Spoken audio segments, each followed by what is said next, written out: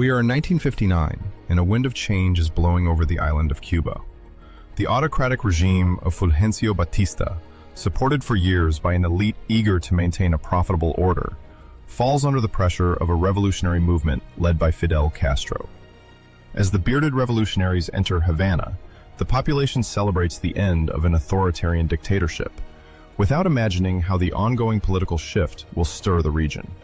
Soon, Castro launches vast nationalizations, bringing under state control the lands, businesses, and soon many strategic sectors. The largest states, sometimes in the hands of foreign interests, are the first affected, followed by oil companies or service companies. American investors, hitherto influential, see their properties confiscated or bought under conditions they deem unacceptable. The break seems inevitable, and behind the scenes, Washington is worried about this new regime. The specter of a new tropical Moscow fuels fears. The USSR could gain a valuable ally just 150 kilometers from the Florida coast. CIA analysts are already imagining dark scenarios. If Castro aligns with Moscow, the trap closes on American interests throughout the Caribbean region. The American administration, traumatized by the Soviet advance worldwide, receives contrasting information about the true nature of the Cuban regime. Some believe Castro is a nationalist, seeking first to free himself from American influence, while others see him as a Marxist revolutionary, determined to export armed struggle. The situation further complicates when, in 1961, the resounding failure of the Bay of Pigs invasion humiliates Washington in front of the world. Anti-Castro Cuban volunteers, trained and supported by the CIA, attempt to retake the island by force, but Castro repels the invasion in a few days. The American administration, vexed at being publicly exposed, immediately seeks other ways to solve the Castro problem without launching a new open military intervention. Intelligence, now convinced that a discreet operation is better than a show of force, focuses its energy on one objective: physically eliminating an opponent who has become one of the symbols of the anti-imperialist struggle. In the early 1960s, the White House implies, without saying explicitly, that all options are on the table to erase the debacle and restore the American image. Meanwhile, the city of Havana, once nicknamed the Paris of the Caribbean, ceases to be the favorite playground of the underworld. Before the revolution, the Batista regime turned a blind eye to money laundering, all kinds of trafficking, illegal gambling circles, or even prostitution, as long as bribes flowed. Major mafia players, including Meyer Lansky, conceived of the Cuban capital as a perfectly oiled cash machine. Sumptuous casinos, luxurious hotels, lavish nightclubs, all designed to attract wealthy tourists and foster a perpetual flow of dirty money. Santos Traficante Jr., heir to a criminal network active in Florida and Cuba, reigned supreme over Havana's establishments, while other families, based in Chicago or New York, also invest in the tropical paradise. The gangs have political allies at the highest level. Batista and his entourage tolerate the presence of these bosses in exchange for considerable revenues.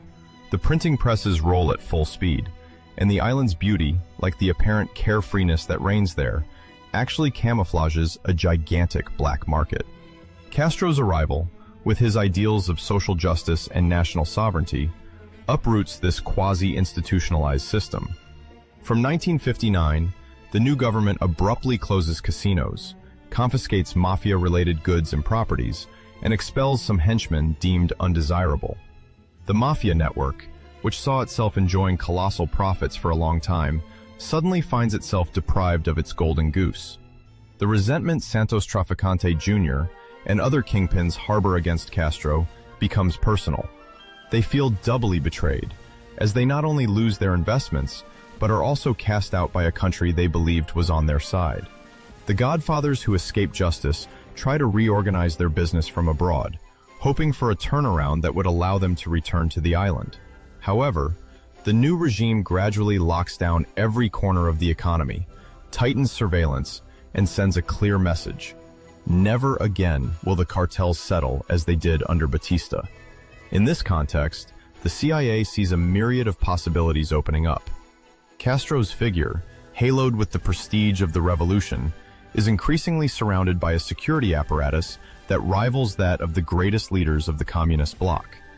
Armed guards, an efficient counter-espionage service, and the Cuban apparatus's distrust of any foreign infiltration make a direct approach almost impossible.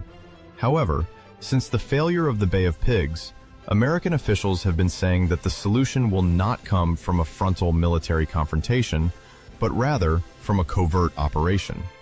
In this logic, the mafia emerges as a plausible tool. The big shots of the underworld have teams of trained killers, clandestine networks, and developed expertise in discrete actions.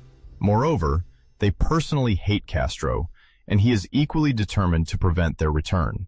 For the CIA, the advantage of such a partnership also lies in the culture of plausible deniability. If the assassination attempt fails or is discovered, authorities in Washington can easily deny any official role and abandon the mobsters to their fate. The mafia, on the other hand, sees it as an opportunity for revenge and perhaps, in an ideal scenario, to regain some of its former business in Cuba. Intelligence chiefs in America know they are navigating troubled waters, as the collusion between a state service and organized crime poses significant moral problems. However, the paranoia of the Cold War prevails over ethical considerations. Preventing Castro from consolidating his power is an absolute priority for an influential faction within the government. The idea that the end justifies the means is tolerated if it helps slow the spread of communism at America's doorstep. In the CIA's soft offices, a new generation of officers and agents, trained in the shadow of World War II or in the early Cold War years, shares the conviction that nothing should prevent America from defeating its ideological adversaries. From clandestine operations in Eastern Europe to secret support for certain anti-communist regimes in Asia, a habit is forming, using third-party forces to conceal the direct involvement of the United States. Assassination, once seen as a taboo last resort, gradually takes its place in the mental arsenal of those developing American strategy. Previous failures to overthrow hostile governments, the fear that Soviet satellites might multiply on the American continent, all fuel the idea that the time for caution is over. Internal discussions circulate, aiming to study the feasibility of a targeted killing entrusted not to official soldiers, but to external agents who can remain off the diplomatic radar. The CIA's top brass knows that corridors unknown to the general public already allow agreements with dubious figures in the international underworld.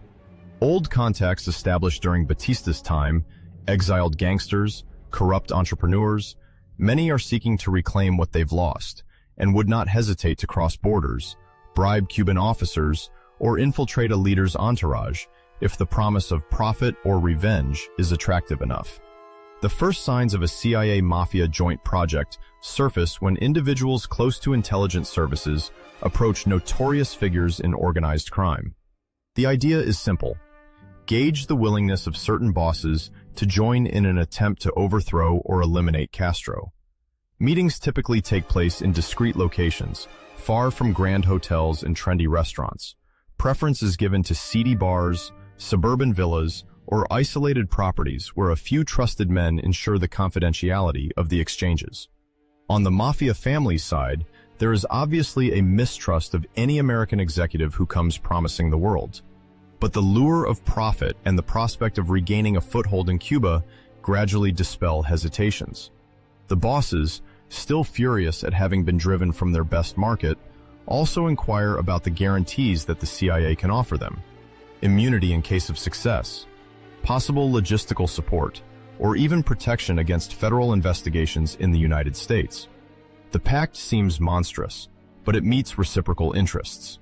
The CIA wants to bring down Castro without getting its hands dirty, and the Mafia wants to reclaim a territory that once guaranteed them spectacular income. Over time, internal discussions refine the contours of what is unofficially called a contract. We are not yet talking about a meticulous plan, but rather some possibilities. Poisoning, an attack disguised as an accidental departure, recruiting someone close to the new leader to trap him. The scenarios, more or less realistic, are being built around one observation. The island has come under high surveillance, and the Cuban services are all the more wary since the Bay of Pigs demonstrated the Americans' willingness to overthrow the regime. Sex 2.0. Attempts at plotting have already emerged, with some resulting in arrests or increased vigilance. Now, approaching Castro requires complex strategies, or the complicity of individuals authorized to enter the leader's private space. The CIA realizes that it cannot simply dispatch a commando. The risk of detection is too high. The Cuban arsenal is sufficiently developed to repel an intrusion, and above all, the goal is to eliminate Castro without triggering an international scandal as outrageous as the failed invasion of 1961. Intelligence officials thus turn to the idea of unofficial intermediaries who operate without an official mandate. Sex 2.0. Thus, if they fail or are captured, American responsibility remains ambiguous. Exiled criminals, or the most radical anti-Castroists, offer a pool of volunteers capable of delivering a fatal blow. Some already have a violent past, networks to smuggle weapons or men into the island, and they harbor a fierce desire for revenge against a regime that threatens their freedom or has shattered their businesses. It is then a matter of coordinating these networks under the discreet sponsorship of the CIA to initiate a mechanism targeting Castro's head. Several profiles quickly attract the CIA's attention. We are talking about former Batista regime soldiers, small-time traffickers who fled the island hastily after 1959, or Cubans exiled in Miami, consumed by hatred of communism. All present a clear advantage. They are willing to take big risks because they feel stripped of their country, their possessions, or their prospects of enrichment. On the other hand, the Mafia organization relishes the idea of infiltrating Cuba through secret routes it has long mastered: fishing boats, smuggling planes, accomplices in certain ports. Sam Giancana, linked to Chicago, or Johnny Roselli, a regular in the shady circles of Las Vegas and Hollywood, observed the situation with interest. 2.0. Santos Traficante Jr., meanwhile, still broods over his brutal eviction from Havana and dreams of being able to set foot there again, even if by force. The CIA then sifts through who is truly reliable, who could be turned by the Cuban authorities, who holds useful information to locate Castro in his daily movements. From there, a scheme emerges where money, revenge, and politics mix in an unprecedented way. Yet, all this rests on the hypothesis that killing Castro will be enough to once again turn the island into a field of opportunities. Behind the scenes, debates stir the agency. Is it conceivable to bet so much on criminals? How will we manage the aftermath if the operation provokes an international scandal and the CIA Mafia connection comes to light? For now, the prospect of taking down a hated leader outweighs ethical reservations. The most urgent task is to design an infallible plan. Unknowingly, America is setting out on a path where the end justifies the most extreme means, and where the fantasy of making the man with the beard disappear with pills or a sniper will become an obsession. Within an ordinarily secret state apparatus, every effort is now directed toward forging an unnatural pact between Washington, Havana, and the Cosa Nostra. In Washington, this animosity represents a golden opportunity. Agency officers then contact shadowy intermediaries, often former officers or negotiators accustomed to navigating between governmental clandestinity and criminal milieus. Their mission is to propose an informal pact. The CIA guarantees financial support and a handful of promises in case of success, while the Mafia brings its expertise in targeted violence. Meta-pause. Sex 2.0. These initial exchanges take place cautiously, in discreet hotels or offices owned by shell companies, to leave no official trace. When negotiations begin, the mobsters do not settle for mere compensation. They demand a guarantee of protection in case of a federal investigation, and even wish to reclaim at least part of their businesses in Cuba if Castro's regime should fall. The agency's representatives do not close the door to these requests, as they believe the operation must be carried out at all costs. The exchanges take place in an atmosphere of mutual distrust, each side fearing being recorded or falling into a trap by the other, while advancing step by step. The agency's secret labs then develop various poison pills and soluble powders, intended to be poured into a glass at the opportune moment.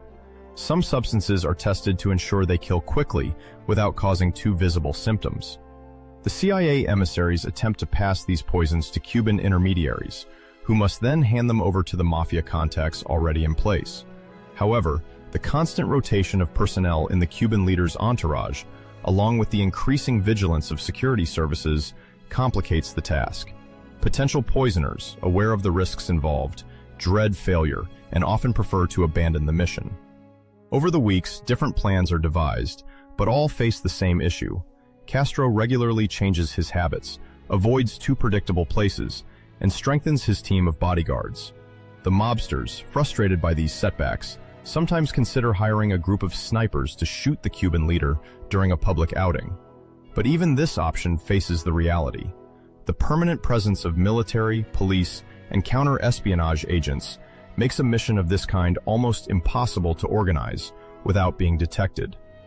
Each failure, each abandoned lead, fuels the paranoia of some and the feverish determination of others. The backers, in turn, demand concrete results and grow impatient with these delays. Tensions soon arise between the CIA and the mafia bosses. Some gangsters suspect the agents are offering only hollow promises and fear being sacrificed in the event of a public scandal. On their side, intelligence officers fear betrayal or a compromising information leak, especially since they must act unbeknownst to a significant part of the hierarchy. Each camp practices caution: meetings in secluded places, use of pseudonyms, systematic destruction of documents after reading. Despite these precautions, the fear of a setup or a double cross constantly hangs over the entire apparatus, making trust nearly impossible. This atmosphere, fueled by the fear of being trapped, ultimately seriously hinders any operational progress. While these negotiations continue, the CIA is simultaneously conducting several other programs aimed at destabilizing the Cuban regime.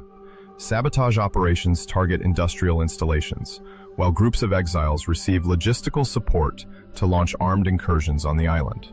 In this excitement, assassination plans overlap with these broader strategies, sometimes blurring the lines of command. Some agents, eager to receive the green light, embark on personal initiatives and directly contact opponents established in Florida. Others, more cautious, await formal written orders to avoid any responsibility in case of failure, creating a cacophony in the operational chain. This overlap eventually dilutes responsibilities and increases the risk of dysfunctions.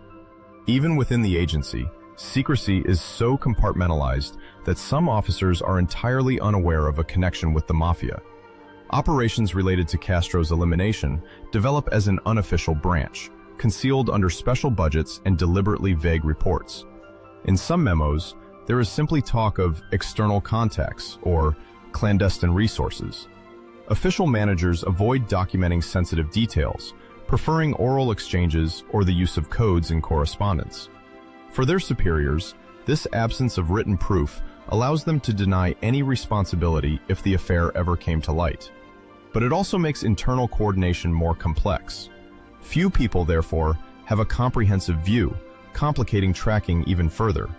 The multiplication of these clandestine initiatives, their uncertain coordination, and the deep mistrust among participants ultimately result in a series of fiascos. The poison pills often remain unused, due to the lack of reliable windows to reach the target. The potential shooters, in turn, abandon at the last moment, fearing the Cuban government's fierce, repressive measures. Each aborted attempt increases frustration among those who have bet on the operation and fuels the legend of an elusive Castro.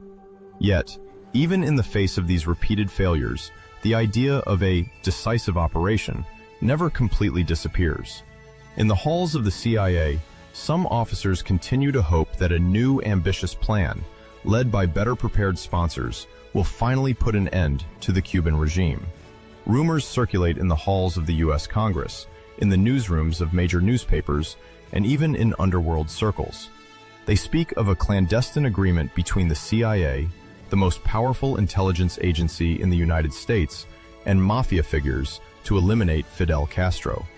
We are in the 1960s, and the Cold War fuels the most extravagant fantasies. Some politicians whisper that Washington's obsession with stopping communist influence is leading the intelligence services to consider the unthinkable. Journalists, in search of scoops, attempt to trace bits of information that emerge unexpectedly. In the headquarters of mafia families, a few capos cautiously broach the subject, but they let slip hints of discreet meetings and operational discussions. Conversations do not leave their closed circles, and no one dares to officially confirm any involvement. Yet, the rumor grows. It feeds on indirect testimonies, anonymous leaks, and insinuations from individuals perhaps wishing to monetize their silence. The names of Sam Giancana, Santo Trafficante Jr., and Johnny Rosselli recur frequently, although no documents prove their collaboration with any government agency. The press professionals see in it an explosive topic, capable of attracting many readers, but they struggle to source their claims.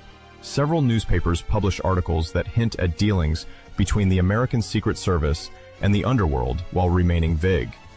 By the late 1960s, and especially in the early 1970s, some high-level investigative reports attempt to establish precise chronological links. They explore the role of unknown intermediaries, report confidences from police, and sometimes even echoes from ex-intelligence agents. Each time, the lack of tangible evidence hinders conclusions. Many compromising documents disappear, destroyed or classified to escape the worried eyes of parliamentary committees. The sudden deaths of key witnesses further fuel suspicions. Informants die under suspicious circumstances, and some protagonists retreat into silence, fearing for their own safety. Mafia families, for their part, cultivate a tradition of omerta that makes the investigation even more arduous. It becomes increasingly difficult for the press to distinguish reality from fiction. In this climate of political tension and insistent rumors, public opinion gradually demands accountability. Under media pressure, and because part of Congress wants to clarify the actions of its own intelligence agencies, investigative committees meet to examine the facts. The Senate and the House of Representatives form special working groups composed of political figures, determined to verify whether the institutions have exceeded their missions. The committees summon witnesses, examine classified or redacted files, attempt to reconstruct the chain of command involved in clandestine operations.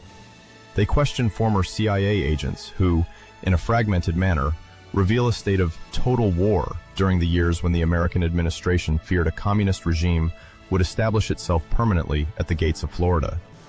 Lawmakers want to know whether the executive authorized, directly or indirectly, targeted elimination operations that violate the founding principles of the country. On their side, former mobsters, more or less protected by immunity agreements, drip-feed anecdotes about secret meetings in luxury hotels or money transfers intended to finance paramilitary activities. Several recount how the CIA, keen to maintain an official distance, never provided written instructions. Investigators discover that this bureaucratic silence follows a well-honed strategy. Everything is designed so that no irrefutable evidence leads directly back to the White House or the leadership. They call this principle deniable, a logic of plausible denial that ensures an almost airtight cover. As the hearings progress, concrete elements emerge. Some witnesses admit to having held meetings with organized crime figures to discuss options for getting rid of Castro. They describe the delivery of toxic pills to agents who, they claim, seek to recruit someone close to the Cuban leader. Others acknowledge attempts to bribe security personnel or the management of certain establishments frequented by the upper echelons of the Cuban regime. Even if the stories remain fragmentary, the accumulation of information casts a harsh light on a reality that many find scandalous. Federal agencies are said to have considered, and sometimes orchestrated, assassination plots relying on the mafia's logistical expertise, known for its art of concealment and its propensity to execute delicate missions without asking too many questions. The commissions are also interested in the internal structures of the CIA. They discover departments whose existence is not clearly officialized, secret budgets, and programs specializing in manipulation, subversion, and even the liquidation of pesky targets. Representatives and senators are surprised by the lack of institutional safeguards capable of preventing abuses. When they question higher-ranking officials, they often encounter evasive or terse responses. No one acknowledges having given an explicit assassination order, and each rather mentions a general atmosphere of hostility toward the Cuban Revolution that, in their view, justifies taking more or less extreme initiatives. The final reports of the commissions highlight the existence of a gray area between political will and the reality of clandestine operations. They mention a lack of transparency and a proliferation of decisions made in isolation.